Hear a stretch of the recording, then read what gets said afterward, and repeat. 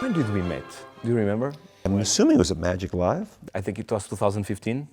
I think it was the first time you saw my blackboard. Yeah. Yes, I think it was there. Yeah. But I've got kind of an application for your piece in another arena that I have. Yeah. Oh, great. Yes, yeah. I must tell you that the thoroughness of your creations are very special. How you capture it on video, how you share all the details little by little. I think it makes your work very original and very good for the magic world, I think. Thank you very much, David. Yes. It was nice, our collaboration on the Secret Project was kind of an interesting path to take. What objects would be used, you know, the revelation of how we, you know, I keep fighting for a unique angle that maybe seems fresh or maybe has a heart to it. I believe in your products, you have the same kind of motivation, the same kind of need to make something very understandable and original and clear at the same time. Developing something that is unique and can move an audience has to be multi-leveled, and you have to think of those things. And I believe in your work, you do those things. You really make an effort to, you know, think a few steps further. In my work, you know, you could see my dinosaur now has a glowing tooth. Yes. I didn't stop. I kept going. We keep improving it. That's right. And I think we share that. You know, I think once you have something that's good enough to put into market, I think it's good, and you do that. But then you keep going with it. You know, Yes. keep improving, and that's certainly a quality that I follow for sure. Yes, that's why you are David Copperfield. You'll never stop. You know, it's amazing because I remember you call me. Sometimes it's like 3 in the morning in Vegas, I think, and you don't stop. You are always you working and thinking, and I'm exactly like that. Even when I go on vacations, there's a little part of my brain, you know, that's always thinking, and you are like that. That's why you achieved what you achieved as well. Oh, thank you. Because you don't stop. And you find that people are like that. J.J. Abrams is a friend of ours, and he came to the museum, and he said to me, you know, I keep writing. I just don't know what to do. I have to keep writing more stories.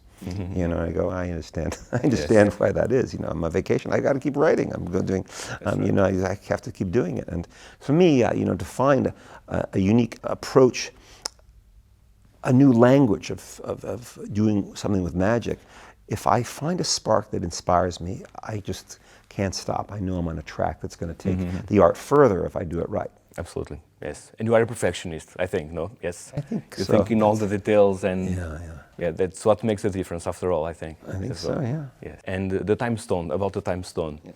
It was a great project to work on, and these kinds of projects really make us think a lot, you know why? Because in magic, especially in electronics like this, everything must be very small in the concise space, and that's why there is one version, and then we work and we have another, and we are never fully satisfied, but we are always do our best in each version. And I appreciate all the effort you put in. We keep putting it in because I have to do things 15 times a week, 640 times a year, and it has to work.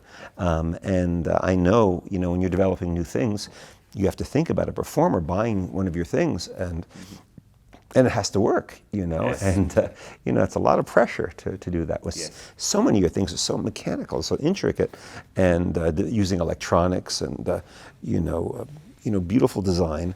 It has to really be thought through very carefully, and you do.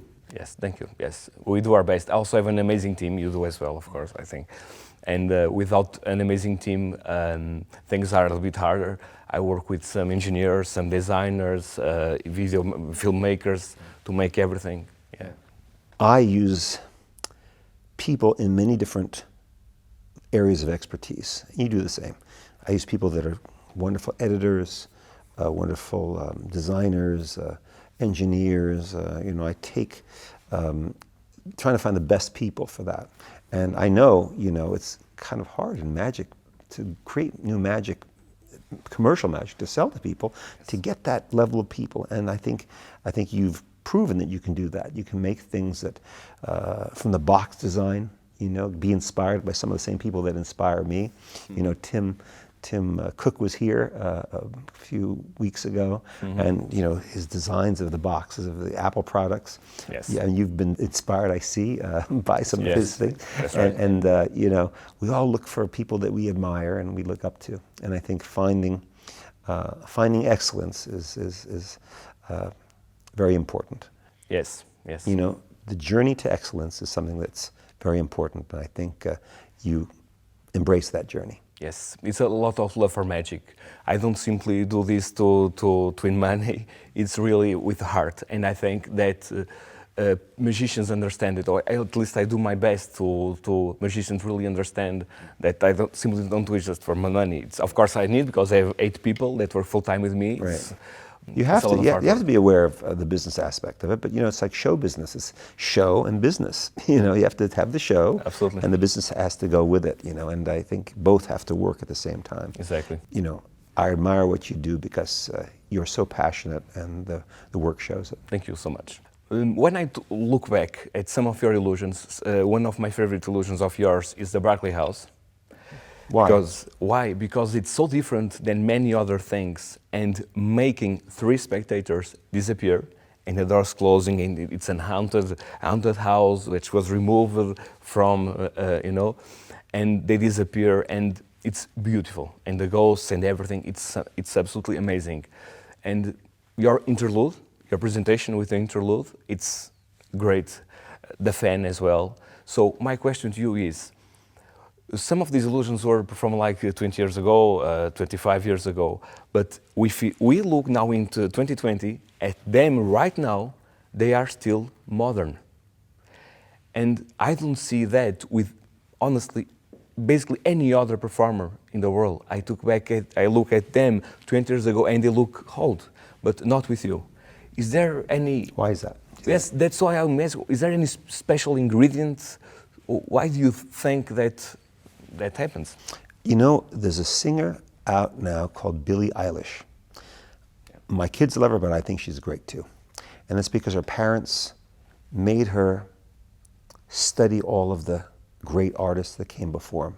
Not rappers or hip hop artists or even contemporary people, but all of the, Ella Fitzgerald and Frank Sinatra. She learned all that. And that's why she's going to last a long time, this one, There's a number of people that, you see are based in training of kind of history and substance. In magic, my idols, I've said this before, weren't other magicians, really. My idols were, Gene Kelly and Fred Astaire and Walt Disney. These people did timeless work, and I studied their work. And what made them timeless? Why is Wizard of Oz still relevant? Why does it still work? Why does Gone with the Wind still work? Why does, Singing in the Rain still work? And I those in my head. So, and Walt Disney, still those, certain of those animated movies still hold up. And I studied that. And I said, well, I think that just influenced the grounding of each of the pieces that I did. Mm-hmm. And flying still is good. Absolutely, exactly. Still great. Some of my haircuts weren't so good. And so some of the design choices don't hold up. But the essence of them, the spirit of them, are based on real feelings and real dreams and desires. Also, it wasn't just the illusion didn't begin and end with the illusion. It began with a feeling I wanted to give. It began with a real kind of something I wanted to convey beyond the amazement part. So that's why. It was something natural in you, perhaps, and it's everybody I admired. I realized there was going to be a lot of people here in that room over there with all the people in my contemporaries that I looked up to were really great, but they could become dated. You know what I'm saying? And I knew it. Instinctually, I knew it. Doug Henning was great. But it was he didn't change, He inspired a lot. He did great work, but it was locked in. He couldn't figure out how to get out of the hippie, 70s looking thing. And a lot of people that were, in that era seemed like, and I knew it. And I knew I have to figure out how to keep modifying and changing it. And what I did do, hopefully, would last in the same way that a Walt Disney film would last, or that, you know, a great movie would last. So I think that was in my head. And it doesn't work every time, but, you know, I bet, you know, 70 or 80% of the time. Yes, it's amazing. And did any trick go wrong on stage? Lots of things have gone wrong. I cut off my finger on stage, blood everywhere. Famous story. You can Google it. You know. But those things only happen to people who really try. I think one day I was performing. No, I don't perform that much. But when I was to perform, I was levitating, a spectator. Okay, and the system didn't come down. She was right there, and you know, and I had to move to the side of the stage with the table and everything. It was very bad. And, well, I've been there too. We learn from mistakes, we learn and we get better and figure out how to get around it. I once was levitating. I was flying, and I was stuck, and the curtain had to close, and they had to bring a ladder and get me down, and you know, and we started again, and it worked again. You know, but I was. You know, and show must go on. Yeah, things do go wrong when especially when you're trying to, you know, change the language and try to do it something differently. You know, and, you know, yeah.